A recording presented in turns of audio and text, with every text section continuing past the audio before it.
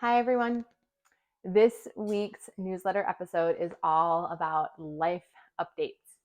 So, there's a lot going on in my life right now, and I know a ton of you submitted questions via Instagram, and I'll be going through as many as I can. I'm just going to start with a little bit of an overview because a lot of you were like, who are you? What are you doing? What's happening? So, I am in the process of relocating, moving my family down the entire East Coast from rural Massachusetts all the way to the mountains of Western North Carolina. This is a really big deal for us because my husband and I are hometown sweethearts and have lived our adult lives in our hometown, really where we're from. However, for a variety of reasons that I'll get into, it became time for us to move and relocate, and that's what we are in the process of doing. Currently, right now, I'm sitting in an Airbnb in the mountains of North Carolina, where we will be living for the next 3 months, while my infinitely skilled and talented husband builds our little home from the ground up with his own two hands and the help of a very talented friend. We bought a 17-acre parcel and are building a little house on it, and then we'll continue to add a menagerie of horses and dogs to that property, as well as a home for my elderly mother.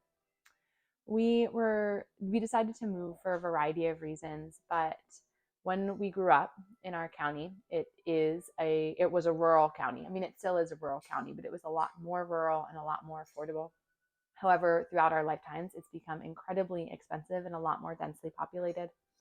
If you followed any of my exploits as Mrs. Essex County, you know I'm the agricultural queen and grew up doing ag and livestock, and that's really the type of lifestyle that I want. And that just became not really tenable where we were from.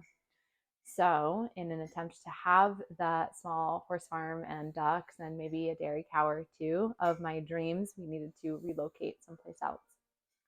I also lovingly care for my elderly mother, she has my heart. She's amazing. I'm so infinitely grateful to her.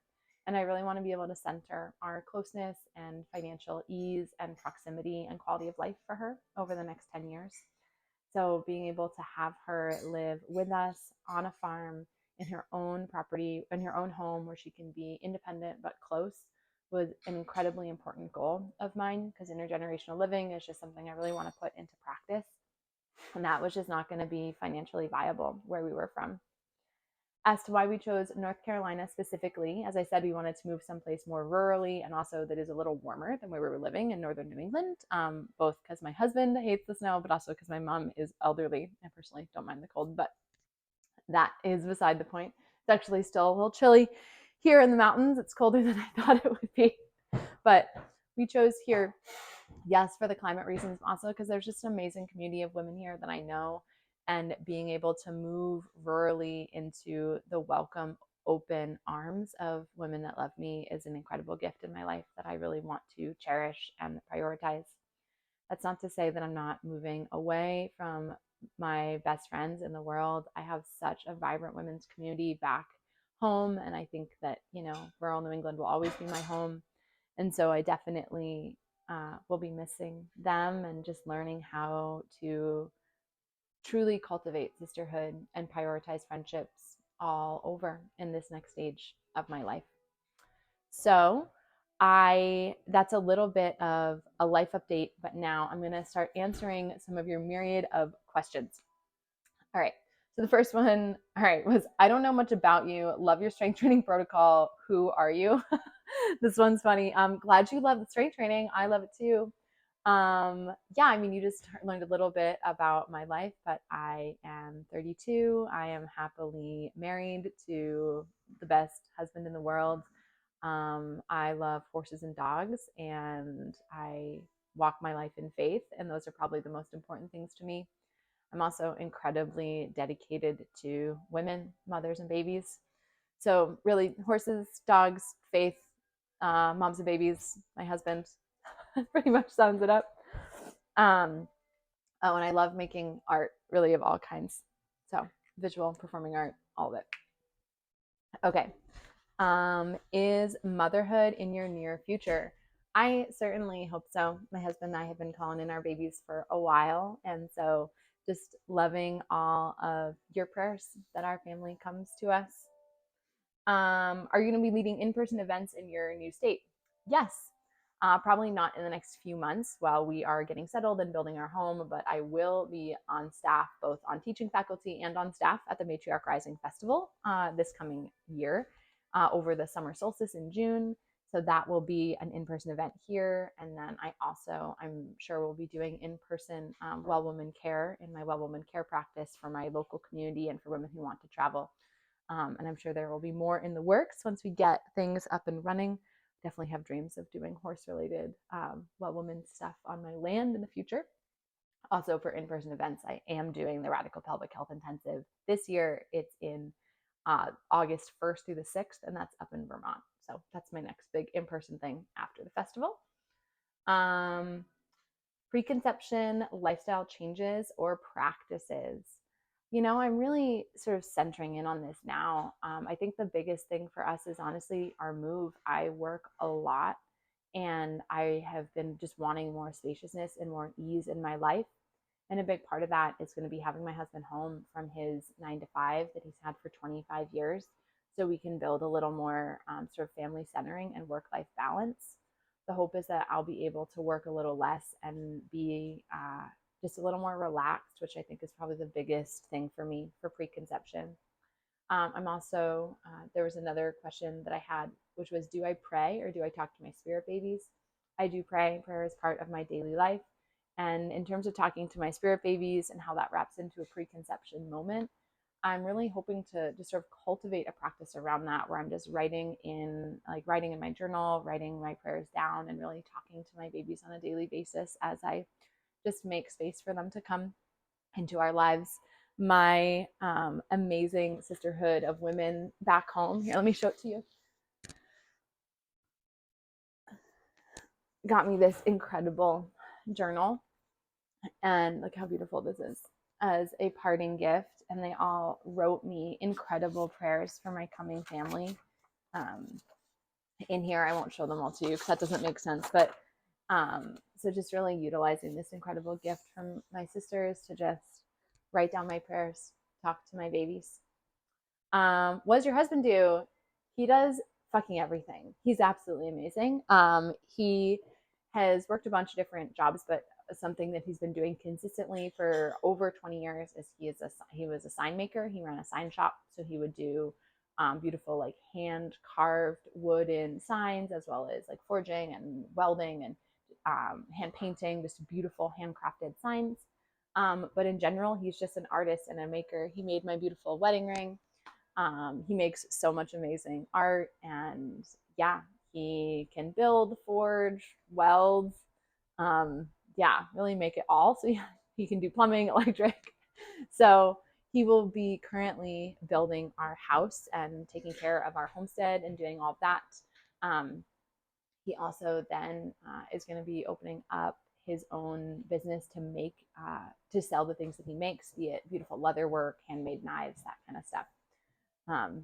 He also just helps me live my best life. He's a keeper. We love him. His name's Ryan. Do you do movement daily? Yeah, of some sort. At the bare minimum, I do movement for my face, tongue, and neck, so just some freedom in the head. And I also do some things to activate my my sort of pelvic bowl, my glutes, and get my feet and ankles moving. So just that little bit of mobility work really helps me with a knee injury that I work with, as well as just feeling comfortable in my head and neck. So that's just the kind of basic daily movement. And then generally, I strength train like 2 to 3 days a week. I walk my dogs every day. And then I usually go to yoga or do yoga once or twice a week. And I try to just live a pretty active lifestyle as much as I can. There's a beautiful lake where we are now, and I'm getting a wetsuit so I can go winter swimming. Which is there's another question, which was what do I recommend? What outdoor activities for the female body? Walking, specifically walking backwards, and swimming, I think are really great ones. I also had a stand-up paddleboard, and I will be getting another one, and we'll be doing a lot of that too. So love that stuff. Tell us about your dogs. Tell us about your pups. Okay, so I have 2 dogs, and they're amazing. I had a really amazing, beloved three-legged herding dog for years, but she recently passed this Samhain season. It was really emotional, and I still miss her every day. But now we have an American Bulldog puppy who is amazing, and also a puppy. He's currently coming over here. No, thank you. Um, and he's going to be a giant white 100-pound dog. And then I have a pit bull Jack Russell mix who's just a perfect queen. She's deaf. And then once I get my horses on my farm, I'm definitely going to get another herding dog because there's just something special about herding dogs and horses that I grew up with. So that's in the future as well. But I love dogs very, very much. I used to do dog agility and obedience training and all that stuff. Okay. There's so many more. What are my favorite movies? Okay, I'm not really someone who watches TV or movies at all, but the first one that came to mind is a movie called Eat, Drink, Man, Woman. It's a subtitled Chinese film, and it's absolutely amazing. That's the one I can wholeheartedly recommend. I also love The Chosen, which is not a movie; it's a TV show, but love The Chosen, and Eat, Drink, Man, Woman, and Parks and Rec. I know it's a TV show, but those are my faves. How's your mom? My mom's amazing. I love her so much. Okay. What else do we have in here? Anything else? Okay. Before you were the pelvic queen, what did you do? I was a commercial fisherman. I pulled lobster traps to make money while I put myself through different birth trainings and the first part of my midwifery training. And then I eventually stopped fishing and dedicated myself to studying birth and midwifery full time. But yeah, I worked on the Boston Fish Pier too. So I sold fish as a fishmonger and then worked on a lobster boat. I had other jobs. I was also worked on horse farms and did farming stuff. Um, Favorite meal? Oysters, really? Ceviche, raw fish. Um, my dream job.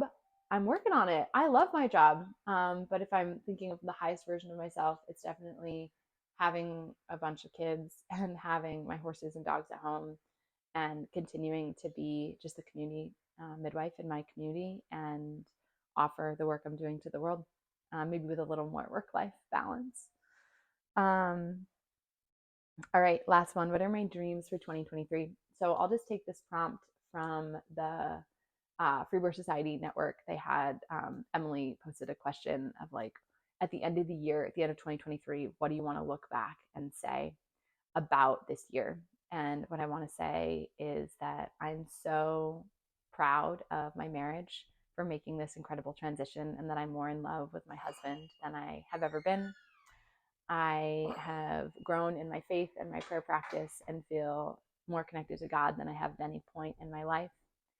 I'm so proud that I've been able to grow and scale my business without feeling stressed or burned out. I'm incredibly grateful that I found the perfect horse for my family, who's now happily grazing in our field. I'm so grateful that my mother was able to relocate with us and is happy and thriving in her new home.